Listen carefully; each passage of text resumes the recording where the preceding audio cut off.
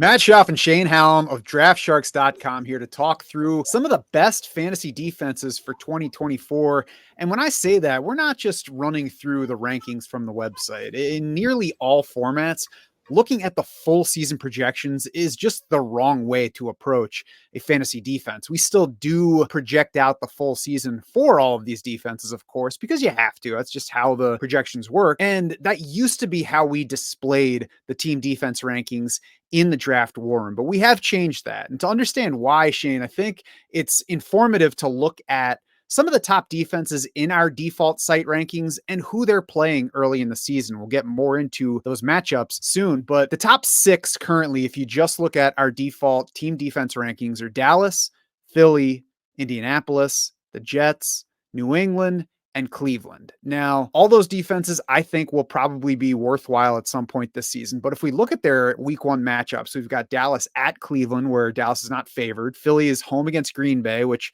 last time we saw the Packers on offense, they were fairly scary. Indy is against Houston, not even favored at home. I don't want to put my defense up against that Houston offense to start the season. Jets are at the 49ers. Patriots are at Cincinnati. Cleveland's against Dallas, and we're going to talk more about them in a few minutes. But those matchups are why we're not just projecting the full season and drafting them that way, right? We want to actually face good matchups, even if it means playing a lesser real life defense. And I think that's a mistake that a lot of new fantasy players make is, I know the Eagles defense is good, so I'll draft them. Well, you don't want to be facing that Green Bay offense week 1. I love the change that we've made, and I think it makes it so that you can stream a defense. You can set yourself up for success early in the season and continue following along and making the best choices. On that front, I had somebody actually email in last night to ask why we had the Eagles so high. And I was like, well, there's 2 parts of that. First of all, this is why I think that the Philly defense will be better in fantasy than it was last year. And the second part, I wanted to say but it really doesn't matter.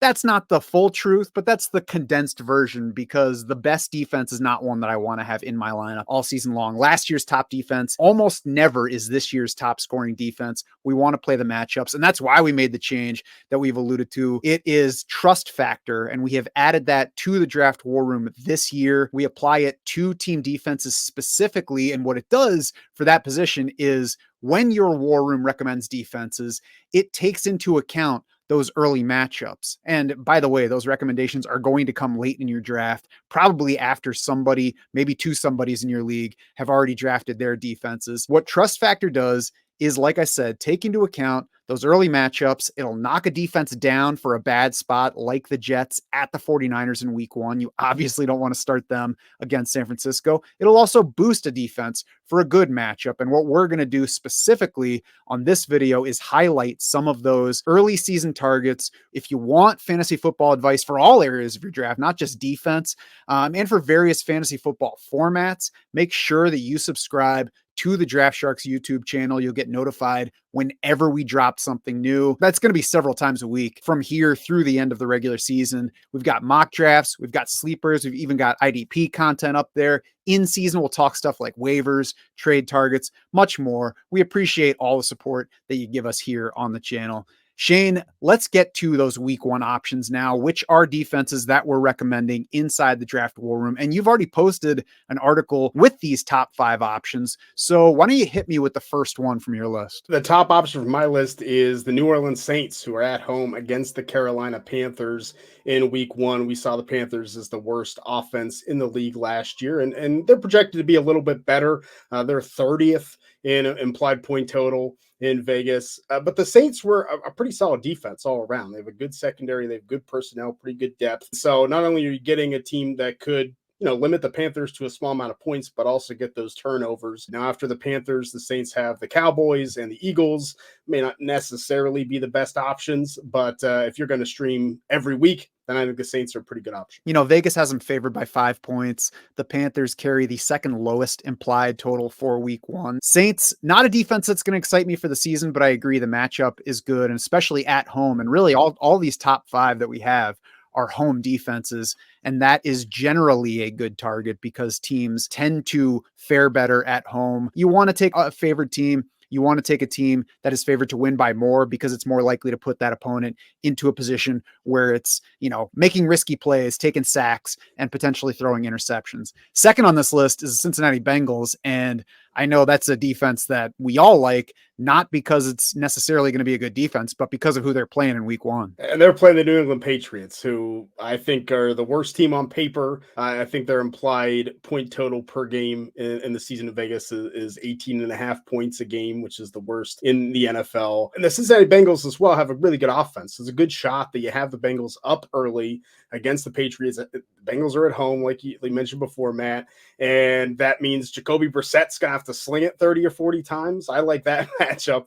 See interceptions happen, sacks happen. The Bengals upgraded their interior line. Their run defense should be a little bit better as well. They're another team like the Saints. You're probably going to cut bait after week one. They're playing the Chiefs in week two. You're not going to want that matchup. But the Bengals could be the top scoring defense in week one, and they're pretty much free in every draft. Yeah, and I think versus the Patriots is going to be a good fantasy defense for most of the season as well. New England has the lowest implied point total for week one. I think that's going to be the case for a lot of the season. We'll see how much of a difference Drake May can make on that front whenever he's ready to take the field for New England, which might mean week one. Certainly a rookie quarterback starting his first game doesn't make the matchup any scarier for that defense. The Bears are up next, and they've got the Titans, who are also among the 6 lowest implied point totals for week one. There's some potential offensive firepower for Tennessee, but I like Chicago at home against this Titans offense in the first game under the brand new coach. We haven't played the games yet. And so, as you mentioned before, Matt, that's why we're taking some of the Vegas totals here before week one till we figure out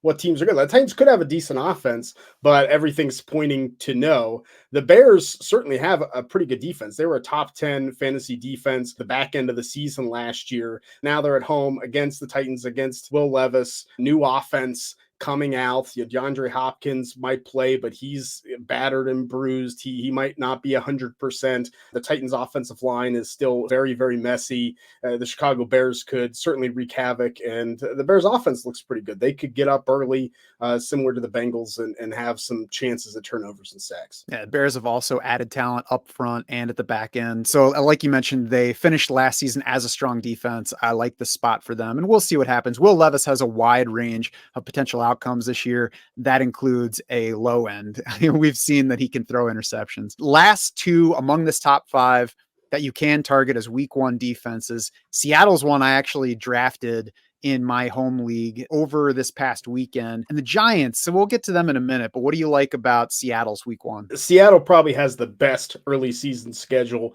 Not only are we talking week one at home against the Denver Broncos, Vegas has the Broncos implied 31st over on the league in points per game at just over 19. So just ahead of the Patriots, not by much. We know that we're going to get rookie quarterback Bo Nix starting his first game in the NFL, going out from Denver to Seattle. The Seahawks are at home, and the Seahawks have beefed up that defense. Then week 2, the Seahawks travel to New England to play the Patriots. So they're getting potentially the 2 worst offenses in the league in the first 2 weeks. So if you're uneasy about just 1 week for a defense and cutting bait like you would have to do with the Bengals or the Bears, the Saints, and the Seahawks are a really nice option that'll carry you through week 2. Yeah, and that's why I drafted Seattle. And, if you look at our rankings, Seattle doesn't look like a defense that's going to get recommended to you, but I waited till late in my draft. They popped to the top. I like those first 2 weeks. If week 1 goes poorly, like goes worse than we're expecting for Seattle, then maybe you change the plans for week 2.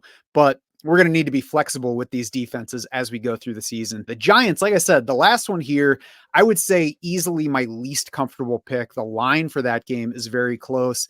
Sam Darnold is generally a quarterback that you want to face, but we haven't seen Sam Darnold with Minnesota yet. And the Vikings do have a pretty good crop of talent around him. I think this is a tough one. Both the Giants and the Vikings, it could be a low scoring game. Neither defense, I think people are thrilled about, though the Giants did bring in Brian Burns. So I think there's some more pass rush ability with him and Kayvon Thibodeau to go after Sam Darnold. But the Vikings do have a decent offensive line.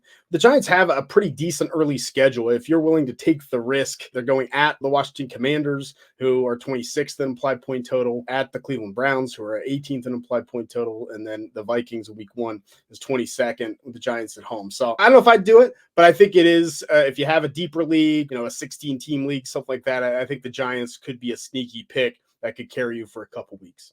Yeah, and maybe one to think about in DFS that might be lower played. If you look at the week one lines, the Vikings have the ninth fewest implied points. So it doesn't highlight them as a definite target for your defense, even though they're on the lower end. The Cleveland defense was very good last year. And I mentioned them being ranked high in our default site rankings. I think that they can be interesting if they slide. If you have to, take them among the first 2, 3 defenses in your league, probably not worth it. But they could be an interesting one week one that might not be obvious because they're playing Dallas. We saw the Cowboys play significantly better, especially in terms of scoring on offense at home than on the road last year. They're on the road this year. They've had CeeDee Lamb holding out. They have an ugly backfield. So I would not be at all surprised if the Cowboys start this season sluggishly and present a good matchup for that defense in week one. Browns are then at Jacksonville in week 2, against the Giants in week 3, at the Raiders week 4, and then at Washington in week 5. We'll see what that Washington matchup looks like by week 5, but some definitely good potential spots for Cleveland early this season. I think if you're looking for a cheap long-term 5 week-ish option, then Cleveland's probably your best bet. With Myles Garrett and the defense they have set up, you're going to get the sack totals almost weekly for them. Sometimes that's enough to push you to start a defense. You have a really nice floor with Cleveland, and the ceiling's high if a team like the Cowboys start turning it over and can't run the football. There's a lot that could go wrong, and the Browns could end up as a top 5 fantasy defense early in the season. Any other early season defenses you want to highlight? One other one that I like, another one that you kind of have to hold your nose and take, is the Los Angeles Chargers. Their schedule packs pretty well early. They're at home against